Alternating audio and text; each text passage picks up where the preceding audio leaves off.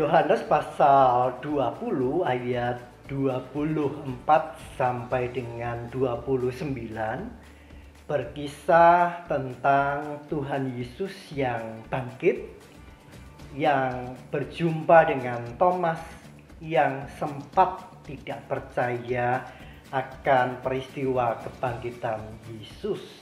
Nah, itu artinya saya mengajak kita semua untuk flashback kepada sebuah kisah di sekitar peristiwa kebangkitan Tuhan Yesus. Nah, saudara, menarik bahwa ketika itu para murid memberitakan, menunjukkan tentang kebangkitan Yesus, mereka mengatakan, kami telah melihat Tuhan. Nah, tetapi bagaimana respon Thomas? Dia mengatakan, sebelum aku melihat bekas paku, sebelum aku mencucukkan jari jemariku, sekali-kali aku tidak percaya. Dan benar, lalu kemudian Tuhan Yesus hadir, lalu mengawali perjumpaan itu dengan salam, damai sejahtera bagi kamu. Damai sejahtera yang melampaui segala akal, melampaui segala ketakutan, melampaui segala kegelisahan mereka tentang nasib mereka, tentang keberadaan mereka setelah banyak orang tahu gurunya itu mati disalib, tetapi waktu itu belum banyak yang tahu ketika Yesus bangkit. Nah, saudara, apa yang dikatakan Tuhan Yesus kepada Thomas?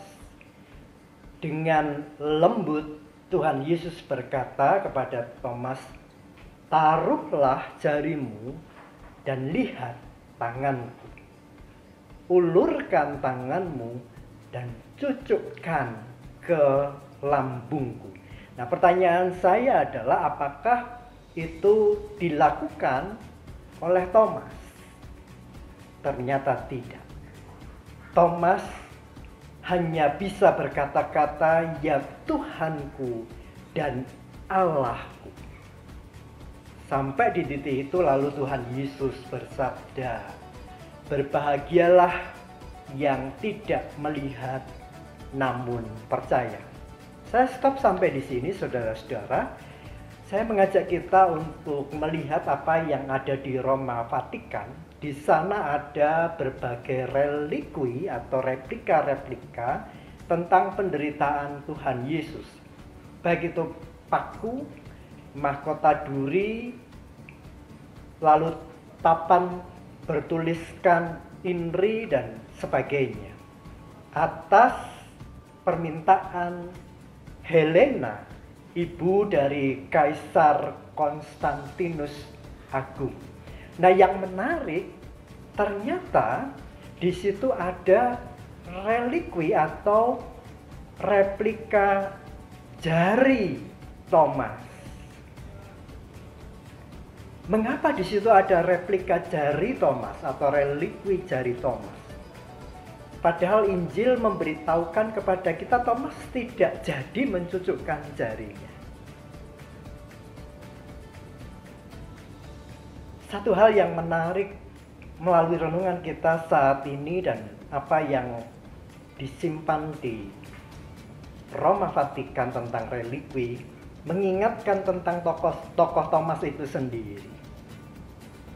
Bagaimana seorang yang terus bertanya, spontan dan kritis, tetapi ada satu titik yang kita perlu pelajari, di mana ketika kita bertanya, kita pun harus berhenti lalu menunggu jawaban Tuhan.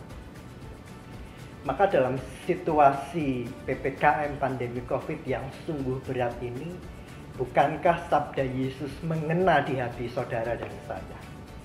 Berbahagialah yang tidak melihat namun percaya. Tentang apa? Yang pertama pastilah tentang kehadiran Tuhan. Yang kedua, pastilah tentang pertolongan Tuhan.